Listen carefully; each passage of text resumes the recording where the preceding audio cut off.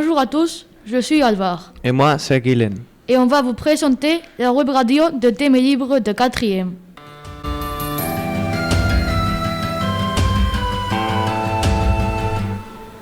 Web radio du lycée français de Castilla et Léon.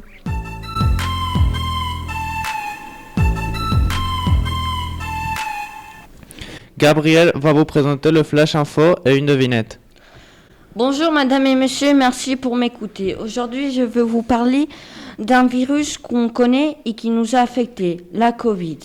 On a environ 67 millions de cas confirmés dans le monde avec 1,6 million décès. Hier en Espagne, il y a eu 3322 nouveaux cas, 49,5% moins que le jour d'avant, avec aussi 61 morts qui sont le 2,34% des cas confirmés. Personne encore sait comment on fêtera Noël, mais le gouvernement espagnol a déjà décidé qu'on pourra seulement être 10 dans une maison. On va finir avec une petite devinette. Qu'est-ce qui a 13 cœurs, mais pas d'organes? Écoute-nous, tu sauras tout. C'est très bien. Après, on dira la réponse de cette devinette. Marc va faire une chronique sur le film La vie de Pi. Bonjour à tous, je vais vous présenter le film appelé La vie de Pi. Ce film parle d'un garçon appelé Pi qui vit en Inde. Il s'appelle comme ça puisque ses parents sont allés à une piscine de Paris qui était très belle. Son père avait un zoo et Pi n'était pas très bien à l'école. Les enfants se moquaient de lui et un jour son père décide de faire un déménagement aux États-Unis en croisière. Au milieu du trajet, le croisière a un naufrage. Quand Pi était dehors, il était resté en vie, mais sa famille non. Il resta dans un petit bateau avec un zèbre, un singe, une hyène et un tigre. Après des jours et des jours, il resta seul avec le tigre parce que les autres animaux étaient chassés par lui. Pi et le tigre, tout d'un coup, avaient trouvé une île. Ils restèrent pour dormir, mais la nuit, l'eau douce qu'il y avait devenait de l'acide. Alors ils sortirent de l'île et après encore plus de jours, ils trouvèrent des gens qui ont aidé à Pi. Une chronique très bien faite. J'ai beaucoup aimé. Guylaine, as-tu aimé? Oui, j'ai beaucoup aimé la chronique. Juan et Coque ont fait un reportage sur le foot.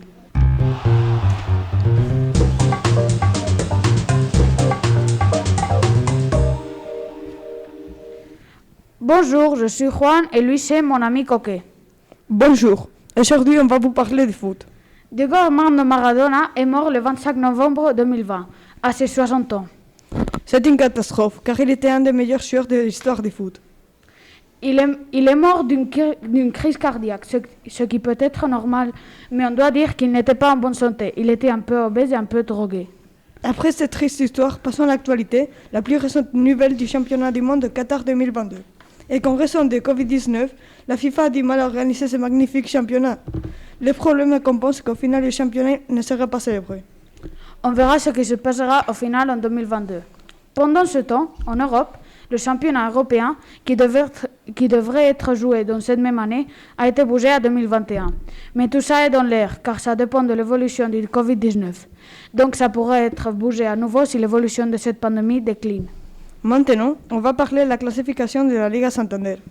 Dans les premières 5 positions, il y a en première la Real Sociedad, en deuxième l'Atlético de Madrid, en troisième position le Villarreal, en quatrième position le Real Madrid et finalement en cinquième position le Sevilla Football Club.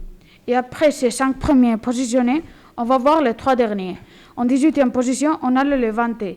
En 19e position, on a Huesca. Et finalement, en 20e position, on a le Celta de Vigo. Merci de nous avoir écoutés. Et si vous avez eu les plus récentes informations du foot. Au revoir et merci. Nous avons aussi l'interview de Marc qui va interviewer Carlotta.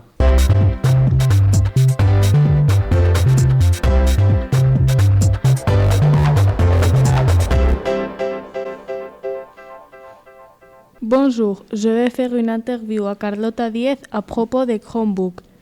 Que pensez-vous des nouveaux Chromebooks qui ont été intégrés dans la classe de 5e? Je pense que c'est une très bonne idée. Pourquoi? parce que de nombreux collèges ont déjà ce type d'appareil.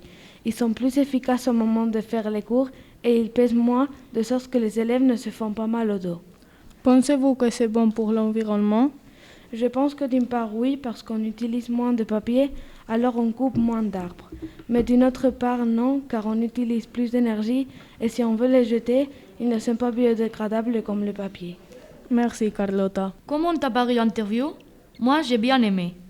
Oui, moi aussi, je l'ai trouvée très intéressante.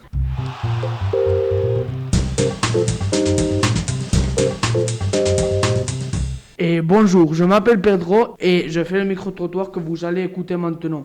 Et le thème de ce micro-trottoir parle de demander aux professeurs sur leur vie d'étudiant.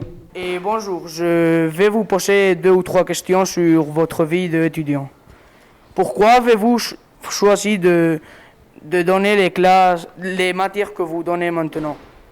Bonjour, alors donc moi je suis professeure de français et de philosophie en collège et en lycée et j'ai choisi au départ de donner cours de français parce que j'adore la littérature, lire c'est ma passion, donc je voulais faire de ma passion mon métier.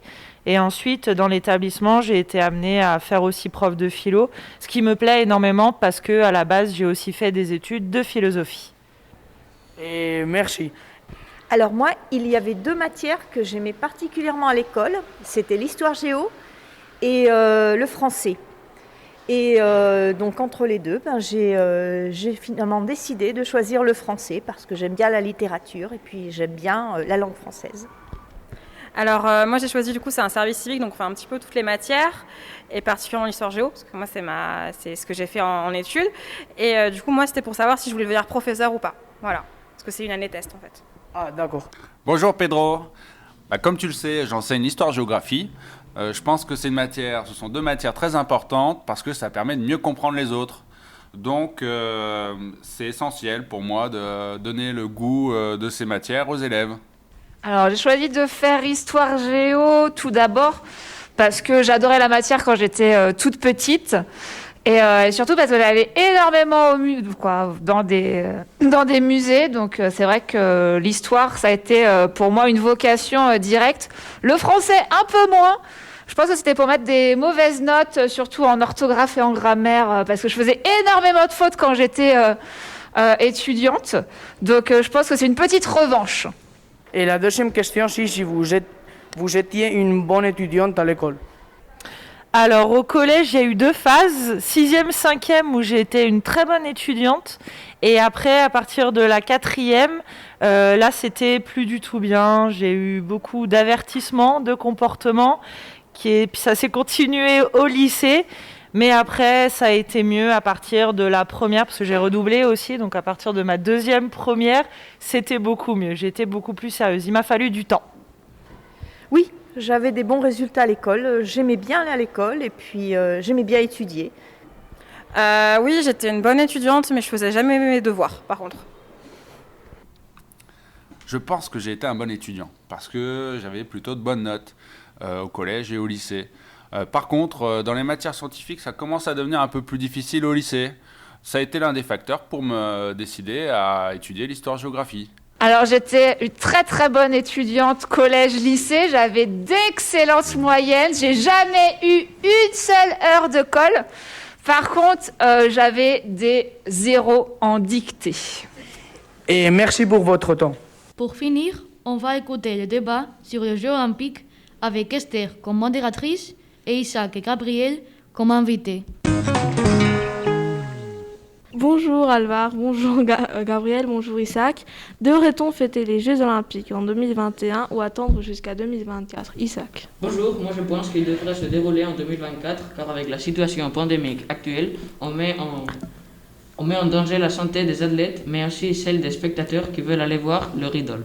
Je ne suis pas d'accord, je crois qu'il devrait être fait en 2021. La vie d'un athlète est très courte et attendre 4 ans de plus changera leur niveau et leur capacité.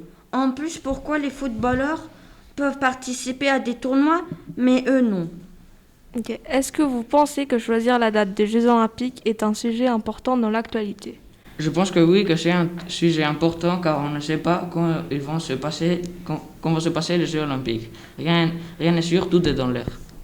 Je crois que non, pas maintenant. Je trouve que le gouvernement japonais doit penser avant à la sécurité de son peuple. Maintenant, je vais vous dire la réponse de la devinette. La réponse était un jeu de cartes. Merci à tous d'avoir écouté notre émission. Au Au revoir à tous.